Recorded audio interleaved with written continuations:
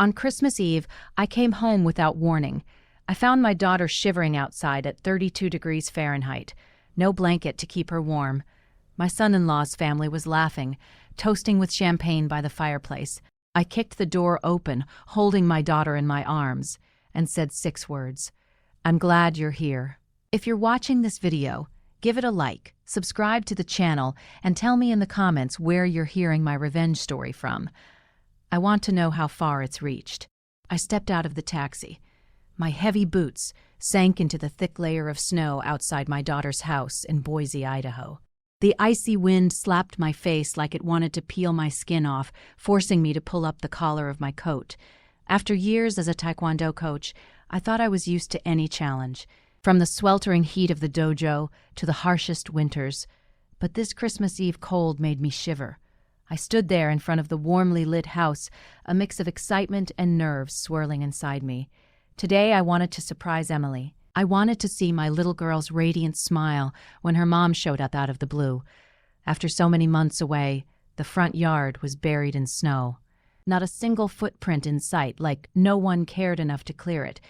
Through the big picture window, I could see the cozy glow spilling out from the living room where cheerful Christmas music played from a Bluetooth speaker. The song Jingle Bells, Emily's favorite when she was a kid, filled the air. I stepped closer, trying to peek inside. A long table draped in a bright red tablecloth stretched out in front of me, loaded with traditional dishes. A golden roasted turkey, steaming plates of cornbread stuffing, a bowl of cranberry salad with shiny bits of apple and raisins, and glasses of red wine glinting under the lights. The Whitlock family, my son-in-law's folks, was gathered in full. I recognized Mr. Harold Whitlock, Ryan's dad, sitting with an air of authority, and Mrs. Evelyn Whitlock, his mom, holding a glass of wine with a smug smile on her lips. Ryan's sister Abigail was there too, with her 2 young kids laughing nonstop. They were all raising their glasses, toasting around the crackling fireplace. But where was Emily? I frowned, straining to see further inside, thinking maybe she was tucked in some corner.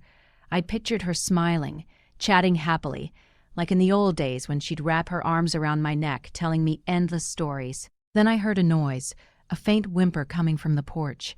I turned, and my heart stopped. Under the dim light, next to a snow-covered poinsettia planter, Emily was curled up in an old wooden chair. She wore only a thin blouse, her frail shoulders shaking uncontrollably, her messy hair sticking to her forehead, damp from melted snow. I ran to her, my heart pounding like a drum. "Emily!" I shouted, my voice breaking with panic. I yanked off my coaching jacket and wrapped it around her with urgency. My trembling hands touched her arm. It was ice cold, like there was no warmth left in her. Emily lifted her face, her eyes red, her pale lips barely whispering, "Mom!" Her voice was so faint it almost dissolved into the air, and she collapsed against my shoulder. I hugged her tightly, feeling her body shake like a bird caught in a storm. "I'm here, sweetheart, I'm here," I whispered, trying to sound calm, though tears burned in my eyes. I pulled an extra sweater from my bag and wrapped it around Emily, trying to share some of my warmth. I lifted her in my arms as her soaked slippers fell into the snow, leaving a messy trail. I held her close, feeling her weak breath against my neck. In that moment, all I wanted was to get her out of there, away from the biting cold, away from whatever had brought her to this date. But then from inside the house, the laughter kept going, careless and cruel. I clearly heard Ryan's deep voice, smug and boastful, bragging about something. The whole table erupted in laughter, and the clinking of glasses sounded like distant, eerie music. And they were happy, cozy by the fireplace, while my daughter, my own flesh and blood, was trembling outside in the cold, like she didn't deserve to be in that house. Just a few hours ago, I was at the Boise airport, still sweaty from a week of coaching the national Taekwondo team. The heat of the mat seemed to linger on me, even as I stood in the chilly airport lobby. I dragged my old suitcase, so excited I could hardly stand still, imagining Emily's face lighting up when I showed up unannounced on Christmas Eve. My heart was racing. She'd always been my light, ever since she was a little girl, clinging to my legs, begging for one more bedtime story, growing into a sweet young woman whose smile could melt away my toughest days. But my job as head coach took me from place to place. Seattle, national tournaments, stealing moments with Emily. Every time I left, I told myself, just one more tournament, then I'll be with her. And now I was here, ready for a Christmas reunion I was sure would make her happy. I sat in the airport waiting area for the short drive to Boise suburbs, pulling out my phone to call Emily. I wanted to hear her voice, make sure she was home. The phone rang and rang, each tone tightening my nerves. No answer. I frowned, thinking maybe she was busy preparing Christmas dinner with the Whitlock family. I called again, then once more. Always the same. Silence. A knot of unease settled in my chest, spreading like ink on paper. I sent a text. "Mom's on her way. You home?" I stared at the screen, waiting for the little blue check mark. Nothing came. I tried to shake off the bad feeling, convincing myself she'd left her phone somewhere or was distracted decorating the Christmas tree, like she did every year. The plane had landed in Boise after dark.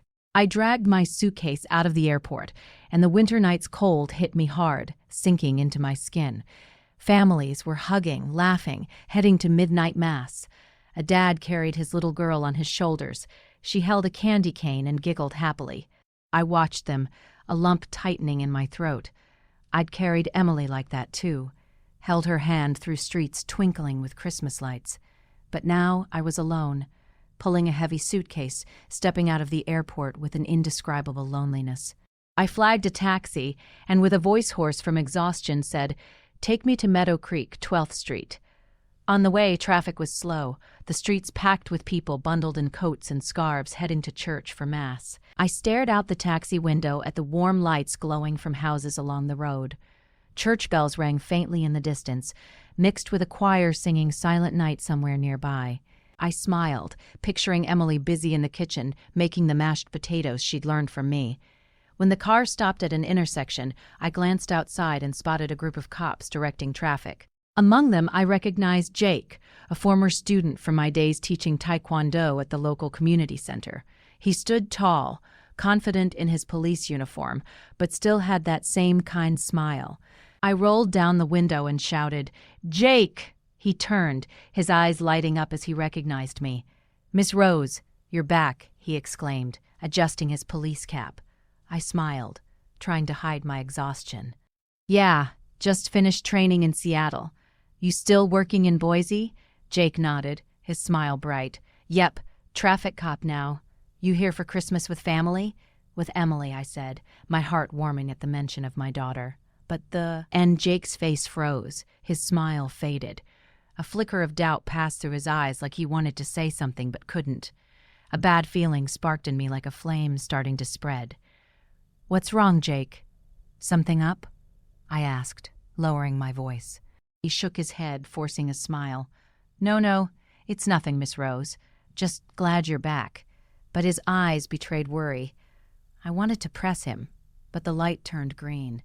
The driver hit the gas and the car pulled away, leaving Jake watching me from the street, gripping the brim of his cap tightly. As we neared Emily's house, I asked the driver to stop a short distance from the gate. I wanted to surprise them, to see Emily's face when she found me standing at the door. I grabbed my suitcase and walked through the snow-covered path, my boots leaving deep prints. The golden glow from the houses around shone like lit candles.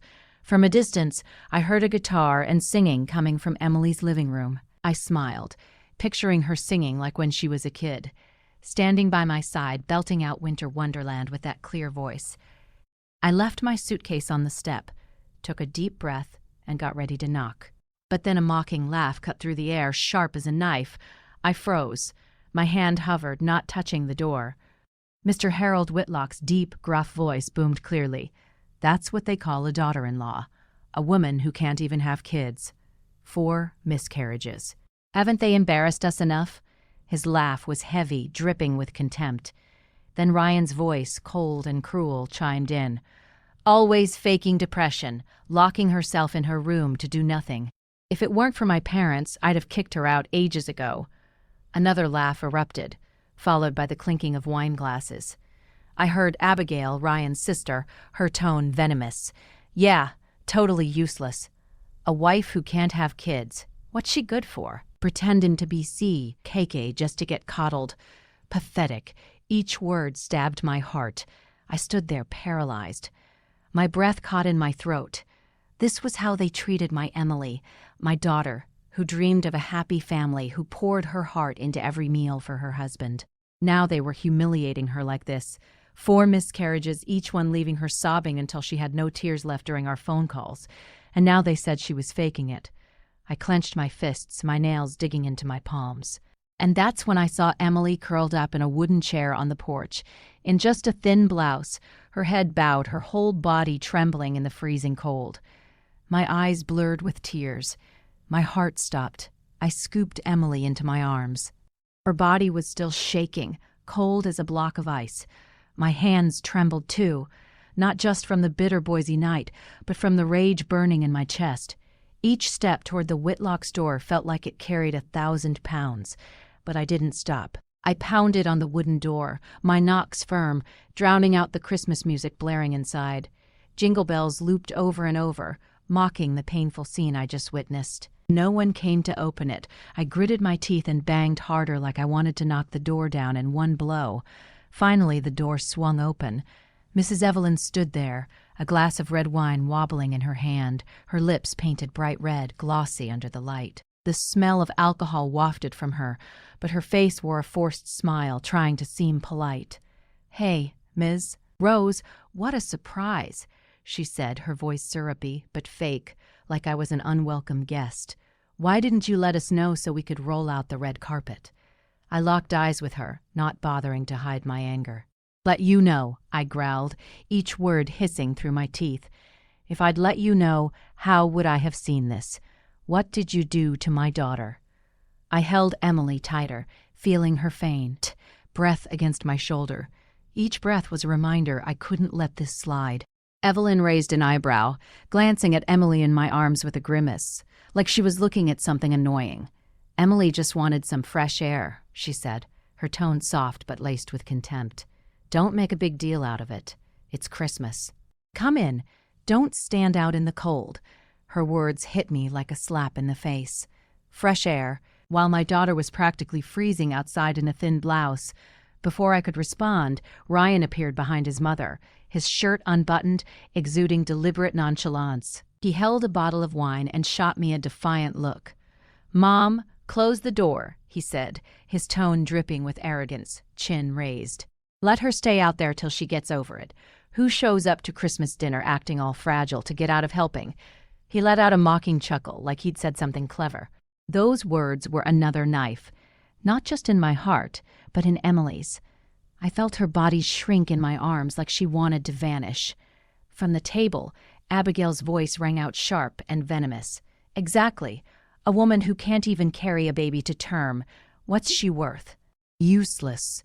Her laugh cut like a blade, mixing with the murmurs of others around the table. I heard Abigail's 2 kids, Emily's cousins, run out to the porch, curious. They looked at Emily in my arms, then giggled, whispering to each other, "Aunt Emily's in trouble." Their innocent little voices burned like salt in an open wound. My face flushed with rage. I rammed my shoulder into the door, then kicked it hard. The door flew open, slamming against the wall with a bang that silenced the room. Evelyn's wine sloshed, spilling red stains onto the expensive rug. The Christmas music stopped abruptly, like someone had yanked the speaker's plug. The air in the room turned heavy, suffocating, like all the oxygen had been sucked out. I stepped into the center of the living room, still holding Emily. Each step left a trail of melted snow on the hardwood floor, like marks of rage that couldn't be erased. Every eye was on me. Mr. Harold, his face cold. Evelyn, her fake smile gone. Abigail, her eyes full of disdain. The rest of the family, a mix of shock and annoyance. But I didn't care. Carefully, I settled Emily on the couch, draping my scarf over her shoulders. Her hands were still icy, trembling like the snow's cold still clung to her. I knelt, looking into her eyes, trying to give her some of my strength, though inside I was a storm of fury and pain. The Whitlock's living room was still brightly lit. The fireplace crackled, but the atmosphere was thick, like everyone was bracing for an explosion. Ryan stepped closer, his face red from the wine, his eyes gleaming with arrogance. He lowered his voice, cold, but still smug, like he owned the place. "You don't get to make a scene in my house, Rose," he said, emphasizing my house like he was reminding me I was an outsider. Ryan stood tall, one hand on his hip, his shirt half unbuttoned in a gesture of contempt. But in his eyes, I caught a flicker of uncertainty. He knew I wasn't someone easily intimidated. I shot to my feet, pointing straight at his face, my voice trembling with fury. "No, right?" I snapped. "And you? You think you have the right to throw my daughter out into the cold? To let her nearly freeze to death?" My blood boiled in my head. Every word exploded from my chest. "Is that what you call a husband? Is that what you call family?" I glanced around at the banquet table, the plates still steaming, the wine glasses glinting like they were mocking Emily's suffering. Mr. Harold Whitlock rose slowly from the head of the table, adjusting his suit jacket, his deep voice resonating with authority. "That's enough, Miss Rose," he said. "This is a family matter. A woman who can't bear children needs to learn to endure. That's just how it is." His words hit like a sledgehammer, cold and cruel. I locked eyes with him, seeing the arrogance of a man who'd spent years as a judge, used to controlling everything. But today, he'd picked the wrong opponent. I glanced at the table where the roasted turkey still wafted its aroma, the cornbread stuffing neatly arranged, the wine sparkling under the lights. Then I looked at Emily, still shivering on the couch, her stomach faintly growling like a silent accusation. I couldn't hold back anymore. My voice erupted, sharp and cutting. "So you feast while my daughter's outside in 32 degrees weather. No coat, no food. That's what you call tradition. That's what you call humanity." Evelyn shrugged, her smile icy, like I was blowing things out of proportion. "A woman who can't have kids, even if she eats, is just a waste," she said softly, her voice dripping with disdain. She raised her wine glass and took a sip, as if to show she didn't care one bit about my feelings or Emily's. Abigail chimed in from the table, her tone acidic, rubbing salt in the wound. "Your daughter always uses depression as an excuse to avoid work." She said, "In all this time, has she ever cooked a decent meal for the family? All she does is lie in bed whining, dragging everyone down." She shook her head, her eyes full of mockery, like Emily was a burden the whole Whitlock family had to bear. Murmurs from the relatives around the table grew louder. Some shook their heads, others snickered as if they agreed with those venomous words. Every sound, every sidelong glance pierced my chest like another stab. I wanted to flip that fancy table over to demand justice for my daughter, but then a faint voice came from the couch. Emily, my little girl, had stirred. She tried to sit up. Our trembling hands gripping the edge of the couch. "I'm so tired," she stammered, her voice breaking, barely audible. "No one understands." Her words were crushed instantly by Ryan's shout. "Enough," he barked. "Shut up! You've embarrassed me enough already." He stepped toward her, his gaze icy, like he wanted to shatter what little strength she had left. I saw Emily's shoulders slump, her red eyes brimming with tears, and my heart tightened. I stepped in front of her, ready to do whatever it took to protect her. Memories of Emily flooded my mind like an avalanche. I remembered the days she'd call me, sobbing over the phone. Each time she lost a child, the first, the second, the third, the fourth, with every miscarriage, her soul broke into pieces. She'd been a sweet girl who dreamed of a warm home, family dinners with her husband and kids. But the pain over and over had pushed her to the edge of despair. I tried to be there for her, even through long-distance aunts' calls, but I never imagined the Whitlock family, the ones I trusted, would treat my daughter like this. Ryan, my son-in-law, who I once thought was a decent man, now showed his true face, a cruel bully who cast my daughter out into the cold, treating her like garbage. I was on the verge of losing it. Through the window, I saw Jake standing silently on the porch. Maybe he'd been patrolling the neighborhood, his hard gaze and clenched fist showing he'd heard and witnessed this cruelty. I gave him a slight nod, signaling him not to step in just yet. But inside, his presence was a ray of hope. I knew I wasn't alone. I had a witness, someone who knew the truth. Ryan took another step, pointing at me, dropping the mask of politeness. "I'm warning you. This is my house," he said. "Stay out of it or things will get worse." He smirked, convinced I'd back down under the Whitlock family's power. He was wrong. I clench, my fists, my knuckles cracking, feeling all the rage I'd bottled up in my life explode in that moment. The air in the room was so thick it felt like a single spark could set it all ablaze. I locked eyes with Ryan, my voice low but sharp as a knife. You think you can threaten me? You think you can keep hurting my daughter without paying a price? You're wrong, Ryan. I'm not letting this go. I turned to the whole Whitlock family, from Mr. Harold's cold stare to Evelyn's faint smirk to Abigail's disdainful glare. All of you, I said, my voice echoing in the silent room. You're going to pay for what you did to Emily. The Whitlocks' living room fell into a terrifying silence, like the air had been sucked out, leaving only a thick tension ready to explode. I placed my hand on Emily's shoulder, feeling her frail frame under the scarf, my voice steady and unwavering. This isn't a private matter anymore. This is domestic abuse. My words landed like a stone in a still lake, rippling through everyone in the room. Evelyn, still holding her wine glass, let out a mocking laugh, swirling it like she was enjoying a joke. Abuse, she said, her tone dripping with sarcasm and arrogance. We're just teaching her her place, Rose. You should thank us for putting up with her this long. Ryan stepped closer, his eyes red from alcohol and rage. He spat his words like he was chewing each one before letting it out. She fakes depression, fakes pain to do nothing. No one's hitting her. We're just sick of her uselessness. He paused, staring at me with a twisted smile. Teach your daughter again, Rose. Nobody loses 4 pregnancies in a row. Maybe she did it on purpose. Those words were like a razor blade. They didn't just cut my heart. They tore open Emily's unhealed wounds. I heard her breath catch like she'd been punched in the chest. 4 miscarriages. 4 times she called me sobbing her voe. Ice broken, saying she'd lost the children she could never hold. Each time I could only clutch the phone, helpless from afar, trying to comfort her with empty words. And now Ryan dared to stand in front of me and say she'd done it on purpose. I clenched my fist so hard my nails dug into my palm, blood rushing to my face. He'd crossed a line I couldn't forgive. I pulled my phone from my coat pocket. My hand shook, but I quickly dialed the nearest police station. I'm calling the cops, I said, my voice cold as ice, though inside I was a hurricane. A report will be filed. You'll answer to the law. I emphasized each word like I was carving them into the air, making sure everyone knew I wasn't bluffing. Ryan froze. The wine bottle slipped from his hand, clattering onto the hardwood floor, red wine staining the expensive rug.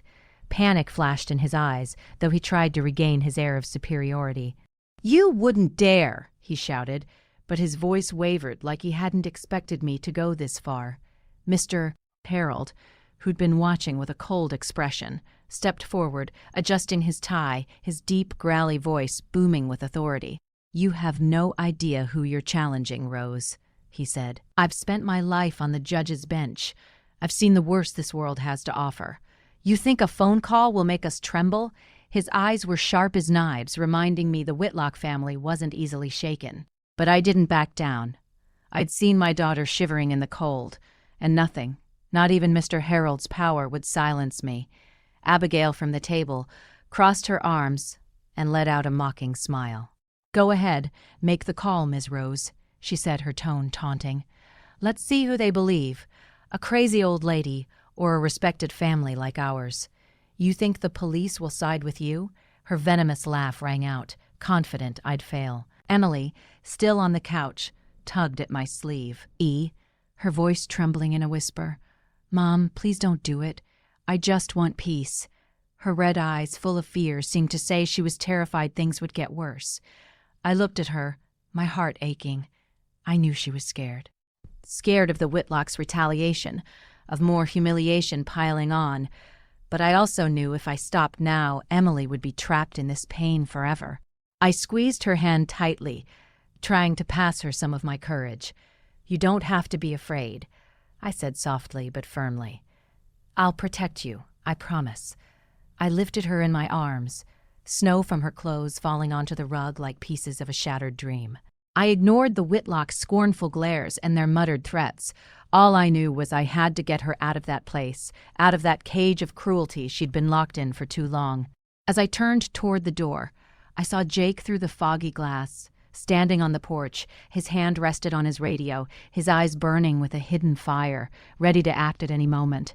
I gave him a slight nod, enough to let him know I was ready for the fight. Jake nodded back firmly, his hand still gripping the radio like a promise he'd stand by me. I walked out without looking back. Behind me, I heard Evelyn yelling at the housekeeper to clean the spilled wine on the rug. I heard Ryan slam his hand on the table, muttering a curse. Then Mr. Harold's deep, angry voice echoed as he called someone on the phone. All those sounds were like arrows piercing my back, but I didn't care. I took Emily to my small apartment near the National Training Center where I'd lived for years as a coach.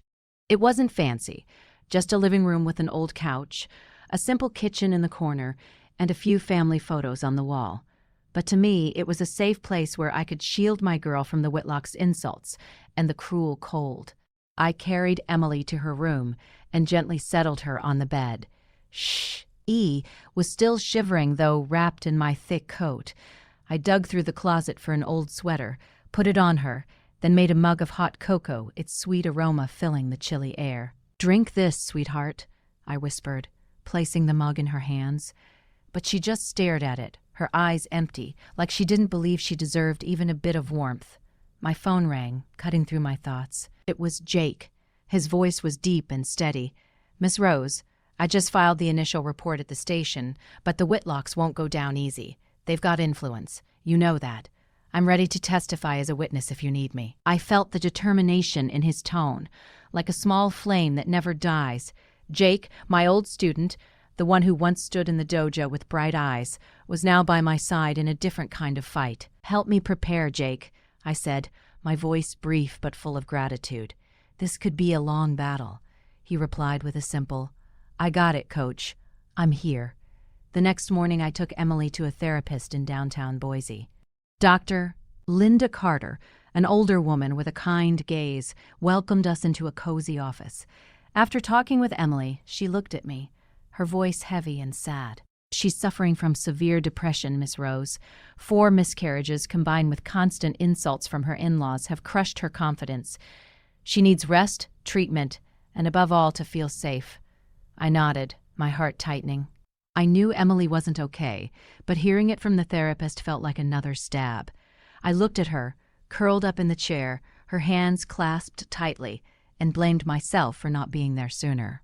That afternoon, Jake stopped by the apartment out of his police uniform, carrying a bag of fruit and some old cookbooks. He set them in front of Emily, hesitating. "I know you like cooking," he said. "Thought maybe starting small, like a pie or some chicken noodle, so up might make you feel better." His voice was gentle, but I saw the worry in his eyes. Emily lowered her head, clutching the edge of her blouse, and murmured, "Thanks, but I don't think I can do anything anymore." Her words pierced my chest like a needle. Jake's face fell for a moment, but he didn't push her, just nodded quietly. He left the bag on the table and turned to me. "Miss Rose, whatever you need, just say it. I've got your back." That night, after Emily was asleep, I sat at the kitchen table under the dim light. Surrounded by papers, I heard a noise outside, then saw a thick envelope slide under the door, silent as a quiet threat. I opened it. Inside was a handwritten note, the letters messy. "Don't mess with the Whitlock family if you don't want to end up as miserable as your daughter. Give up." My blood boiled as I read it. I crumpled the paper and threw it hard into the trash, the sound breaking the silence. That threat didn't scare me. It only fueled me. They thought I'd back down. They were wrong. That same night, I started organizing all the proof of money I'd sent Emily over the years. Bank receipts, messages with my notes of love. Each was evidence I'd always tried to support her. Even though Ryan and his family had squandered most of it, every paper was a memory. The Times. Emily called, her voice shaky, saying she wanted to buy something for the house, only for Ryan to tell her it wasn't needed. I gripped the pen so hard it nearly snapped. I'd trusted Ryan. I thought he'd take care of my daughter, but he only saw her as a tool, and when she stopped being useful, he discarded her without mercy. Emily woke up in the middle of the night. She stumbled out of her room, legs trembling, and saw me at the table buried in papers, my eyes tired but full of fear. "Mom," she whispered, her voice breaking, "I'm scared. I'm scared they'll do something to you. Lou." Head up, saw her red eyes, and felt my heart being squeezed. I stood, walked to her, and hugged her, feeling her fragile body in my arms. "You don't have to be afraid," I said firmly, though inside I was a knot of nerves. "From now on, I'm the one who will protect you from everything. I promise." I took Emily back to bed, staying by her side until she fell asleep. But I couldn't sleep. I returned to the kitchen table, kept sorting papers, and made a list of what needed to be done. I called an old lawyer friend who'd helped me with a case tied to the Taekwondo team. He promised to look into it, but warned me, "The Whitlocks have a lot of pull in Boise, Miss Rose. They know people in the courts. Get ready for a long fight." I nodded, though he couldn't see me. "I know," I said, "but I'm not stopping." The weeks preparing the case felt like an endless nightmare. Every night, under the dim lamp in my small apartment, I reviewed page after page, rereading every bank receipt, every medical report about Emily. Those cold numbers and letters were proof of my love for my daughter, but also a painful reminder of everything she'd suffered. Finally, the first day of the trial came, and I felt like I was stepping onto a Taekwondo mat. Emily and I entered the Boise courthouse. The morning chills seeped through my thick coat.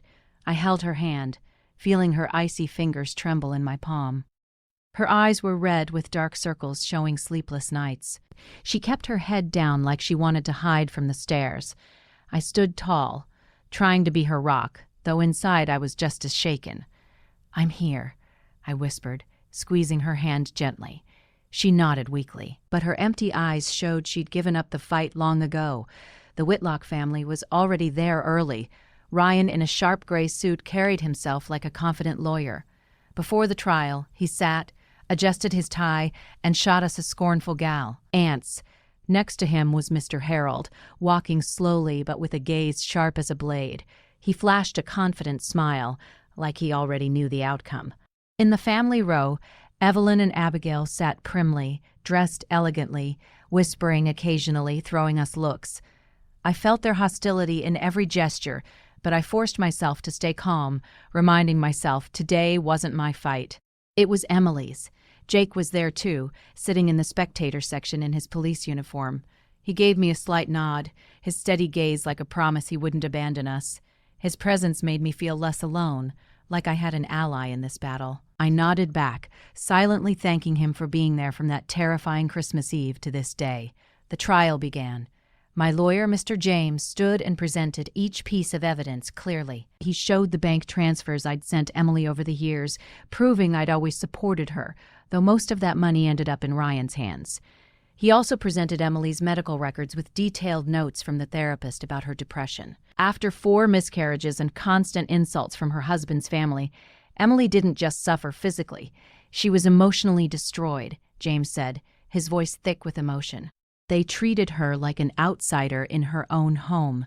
I looked at Emily, her head bowed, hands clasped tightly like she was trying to hold in the pain. I wanted to stand and hug her, but I knew I had to stay strong and let the lawyer do his job. Then the young lawyers for the Whitlock family stood up, and I felt injustice creeping into the courtroom. One of them, in a sleek black suit, spoke with a commanding voice. "Emily's just faking illness to be coddled. The Whitlock family gave her everything, shelter, food, every need met. But she didn't hold up her end. She failed as a wife." Those words slapped me across the face. Faking coddled. I clenched my fists so hard I felt my blood boil. They called a witness, Mrs. Martha, the Whitlock's former housekeeper. She took the stand, eyes darting, voice shaky. Mrs. Emily was lazy, she said. She'd lock herself in her room all day, neglecting the house. I had to do everything, cooking, cleaning. I couldn't believe my ears. Emily, the same woman who lovingly prepared every meal, who made homemade pies to please the whole family, now branded as lazy. I shot to my feet, unable to hold back. "You're lying. Emily was never like that." The judge, a middle-aged man with a stern face, slammed his gavel and said coldly, "Silence, please. This is a courtroom." I sat back down, my heart racing, feeling like I couldn't breathe. I glanced at Mr. Harold Whitlock. He smiled. a subtle, smug nod to the judge. An invisible thread between them chilled my skin. Something wasn't right. I felt it clearly. They'd planned this day, and I was just a pawn in their chess game. Emily stayed hunched over, her trembling hands gripping the chair's edge. I saw Jake in the back row, jaw clenched, fists tight, like he was fighting to contain his own fury. Mr. James, our lawyer, pressed on, his voice steady. We'd like to present key evidence, a recording from Christmas Eve, capturing the Whitlock family's insults and psychological abuse toward Emily. He played the audio Jake had secretly recorded. Ryan's voice boomed, cold and cruel. She's just faking depression to dodge her duties. Then Evelyn's, a woman who can't have kids even if she eats well, is useless. And Abigail's sarcastic. She can't even manage to give birth. The courtroom fell silent, only faint whispers breaking through. I looked at Emily, saw her shrink, as if those words stabbed her all over again. But the Whitlock's lawyer jumped up, objecting. That recording is illegal, made without consent. It violates privacy rights. The judge nodded, his voe ice dry. The recording is inadmissible. I felt the ground open beneath me, clutching the chair to keep from collapsing. The recording, the clearest proof of the Whitlock's cruelty, tossed out on a technicality. Murmurs filled the room. Some gasped in disbelief. Others shook their heads, confused. I looked at Jake, his head bowed, fists trembling on his knees. Emily hid her face in her hands, shoulders shaking as she fought back tears. I wanted to lose it, to rush the judge's bench and demand justice, but I knew in that room justice wasn't on our side. Mr. Harold sat there, his gaze calm but arrogant, like he'd known this would happen. I squeezed Emily's hand, trying to give her strength, though I felt defeated myself. After a week of grueling trial days, the final verdict came. I sat in the Boise courthouse, holding Emily's hand, her cold, trembling fingers in mine. All week, I'd tried to stay strong, but every night, back at my small apartment, my heart ached with anguish and helplessness. Emily sat beside me, eyes red from sleepless nights, her face pale like life had been drained from her. I gripped her hand, trying to pass her some courage, though I was trembling too. Ryan strode into the room, adjusting his tie like it was just another day. Evelyn, his mother, smoothed her dress and sat upright, lips painted deep red, a confident smile on her face like she already knew the outcome. Abigail, in a flashy outfit, shot us a scornful look. Mr. Harold stood behind Ryan, imposing, his gaze hard, reminding us the Whitlock family always had everything under control. Jake was in the spectator section, still in his police uniform. His eyes were steady, but couldn't hide his worry. He gave me a slight nod, a silent promise he'd be there no matter what. I returned a grateful look, comforted by his presence. But when the judge, a middle-aged man with an expressionless face, nettered, a chill ran down my spine. The air grew heavy, like everyone braced for an inevitable verdict. The judge spoke, his voice dry and firm. The court grants the divorce request of the plaintiff, Emily Harper Larson, and the defendant, Ryan Whitlock. Those words sparked a ray of hope inside me. Emily broke into silent tears, tears streaming down her cheeks. I squeezed her hand, urging her to stay calm and listen. The divorce was what I wanted for Emily, a chance to escape the Whitlock's cruel cage. But I knew the ruling wasn't the end. The judge continued, his voice monotonous, like reading a report. However, the court does not recognize the claims of domestic abuse due to insufficient legal evidence. As for assets, since Ryan Whitlock contributed more to the marriage's upkeep, the court awards him the majority of shared property. Those words hit like a hammer to my chest. I froze, my breath caught in my throat. No recognition of domestic abuse, insufficient evidence. I remembered the Christmas Eve recording. Ryan, Evelyn, and Abigail's cruel words discarded over a technicality. I thought of Emily's medical records, the bank receipts, all twisted by the Whitlock's lawyers into evidence against us. Then it hit me. Mr. Harold, with his past as a judge and deep ties in the judicial system, had rigged it. I looked at him, saw him tilt his head slightly, that smug smile still on his lips. It was all fixed. They'd manipulated the ruling, and Emily and I were just pawns in their game.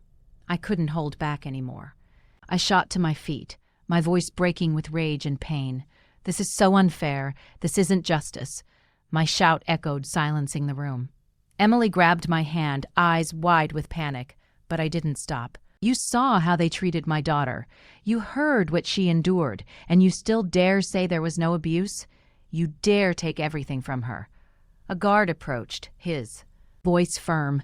"Ma'am, please sit down, or I'll have to ask you to leave."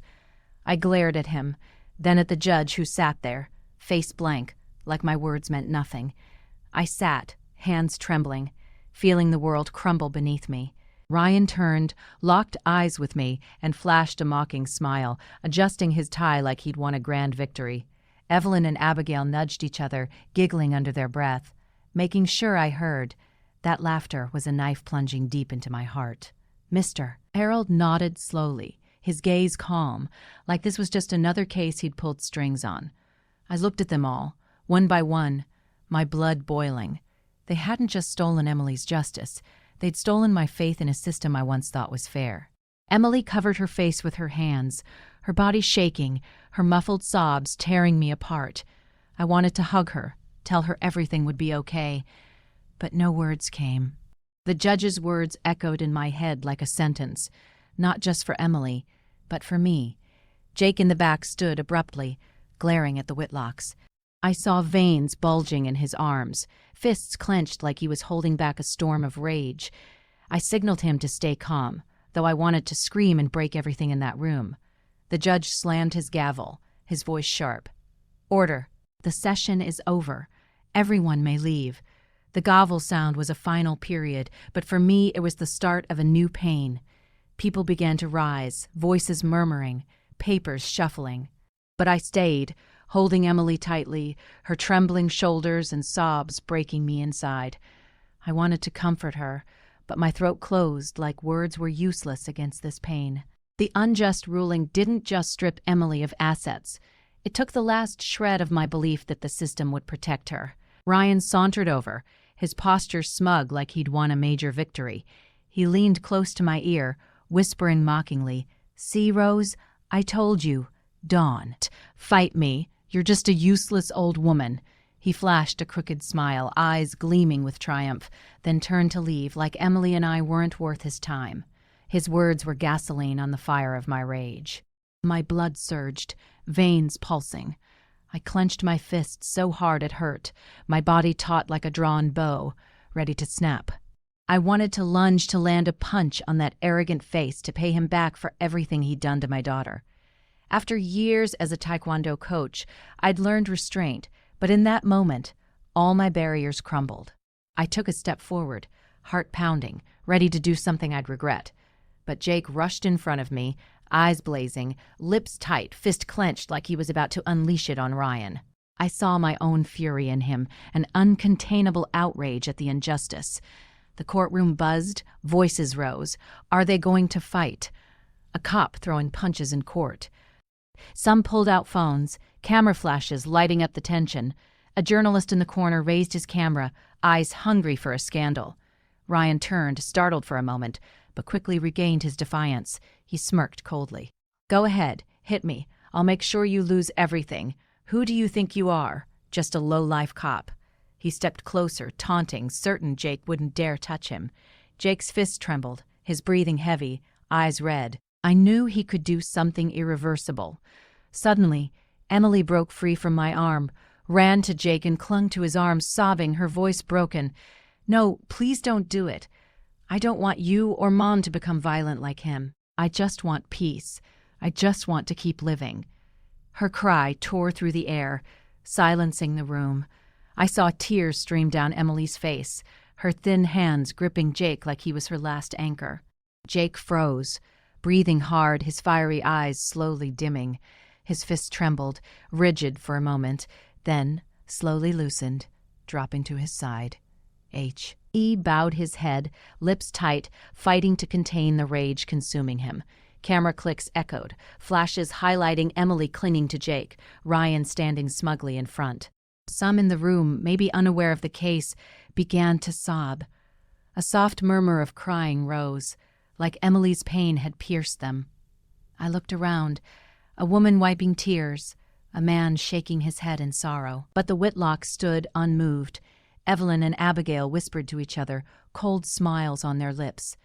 Mr. Harold nodded slightly, his authoritative air intact, like everything was still under his control. The judge slammed his gavel, his voice cold. "Order. If this disruption continues, I'll have guards clear the room." The gavel sound was a warning, snapping everyone back to reality. I stepped forward, took Emily, and hugged her tightly. She kept crying, her body trembling in my arms like a lost child. Jake stood beside us, head bowed, lips tight, like he blamed himself for not doing more. I placed a hand on his shoulder, nodding gently, letting him know I understood, and was grateful he was there. Ryan adjusted his tie, turned, and walked off, his steps heavy with triumph. Evelyn and Abigail followed, their cold laughter another knife in my chest.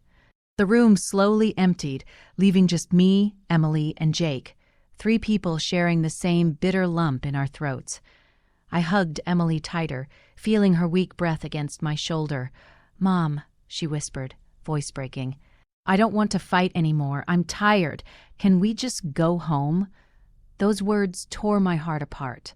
I wanted to tell her everything would be okay, that I'd keep fighting, but my throat closed and no words came. I led Emily out of the courtroom, Jake walking silently beside us, his gaze steady. The faint Boise sunlight streamed through the windows, but it couldn't warm my heart. I knew today's ruling wasn't just a loss. It was a declaration of war. The Whitlocks may have won in court, but I wouldn't let them win in Emily's life. I looked at her, her red eyes holding a tiny spark, like a flicker of hope, however small.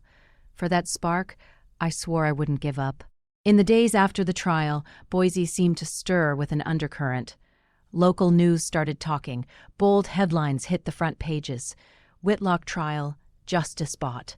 Reading those words, my heart pounded like they voiced our pain. Emily's and mine. On social media, the video of Emily clinging to Jake in the courtroom spread fast.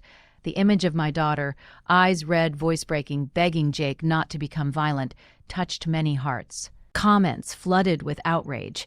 The Whitlocks think they can control everything. Emily deserves better than this. Sitting in our small apartment reading those words, I felt a bit of comfort, though the court had turned its back on us. The community's voice was starting to side with Emily. The Whitlocks, despite their legal win, began to feel the cost. I heard Mr. Harold's old colleagues whispered behind his back rumors of how he'd used his influence to bend justice. Ryan, dubbed the lawyer of injustice, became a target of online criticism.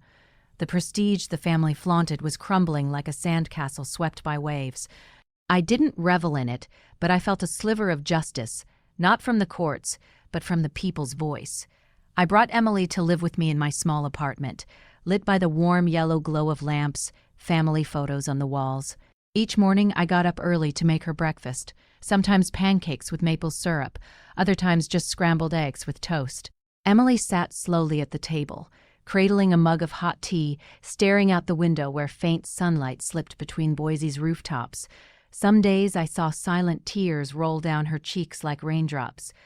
But I knew slowly Emily was healing. Each day she spoke a little more, her eyes less empty than before. I didn't push her. I just stayed by her side, a mother ready to shield her daughter from any storm. Jake became a vital part of our lives. He'd stop by sometimes with a small bouquet of poinsettias, other times with donuts from the corner bakery. Each visit lit Emily up a little, like his presence was medicine for her soul. One afternoon, Jake, a bit nervous, handed Emily a small box.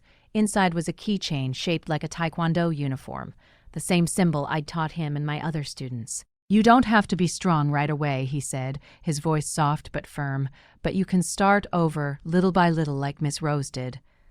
Emily took the keychain, frozen, her eyes shining with emotion. She pressed her lips, holding back tears, then nodded slowly. "Thank you," she whispered, her voice small but full of feeling. I watched from a distance, silent, feeling a weight lift off my chest. For years, Emily had been belittled, called useless. Now someone saw her true worth, valued her not for what she could do, but for who she was. I turned away, wiping a tear from my cheek, not wanting Emily to see me vulnerable. One evening, as the sunset bathed the apartment in gold, Emily sat across from Jake on the couch. Her head was bowed, hands twisting the edge of her sweater, voice trembling. "Jake, I might never be able to have kids, if that disappoints you." She stopped like she feared those words would ruin everything. I was in the kitchen pretending to wash dishes, but my heart stopped, waiting for Jake's reply. He smiled, a warm, steady smile, took her hands and looked her in the eyes. "I don't need that, Emily. You're already my family." Those words were a gust of warm air, melting the cold, lingering in my chest. I heard them with a lump in my throat, eyes blurring. For years, Emily had been humiliated, treated as a failed wife. For not having children. Now someone told her she was enough, that she deserved love just for being herself. I turned my face, letting tears fall silently, my heart full of gratitude too big for words. Easter came, and I took Emily by the hand to walk through Boise's main square like when she was a little girl, skipping happily down lit-up streets. The square was alive with children's laughter and the smell of fresh-baked pies from food stalls. Emily wore a light sweater, her hair tied up, and for the first time in months, I saw her smile, a radiant spring sun smile.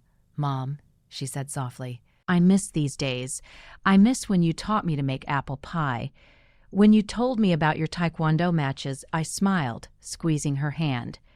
I miss them too, sweetheart, and I'll always be here to make more memories with you." As we sat on a wooden bench watching kids play by the fountain, a simple but profound truth hit me. Justice in courtrooms can be twisted, bought by power and money, but the justice of the heart, love, respect, resilience, no one can touch that. Emily, though she'd lost so much, was finding herself day by day, step by step. And I, a mother who once felt powerless, now knew my greatest strength wasn't in punches thrown in the ring, but in my love for my daughter. Jake showed up with a bag of warm churros, handed one to Emily, and they laughed and chatted like old friends. I watched, my heart full of hope. Emily might never forget the scars the Whitlocks left, but she was learning to move forward, to love herself, to open up to those who truly valued her. And me at 65, after fighting so many battles, I knew the fight for Emily's happiness was the most meaningful of all. The story is fictional, but draws on real-life experiences. Names and places have been changed to protect those involved. We share it not to judge, but in hopes someone will pause and thin. About how many mothers suffer silently in their own homes. I'm genuinely curious. If you were in my shoes, what would you do?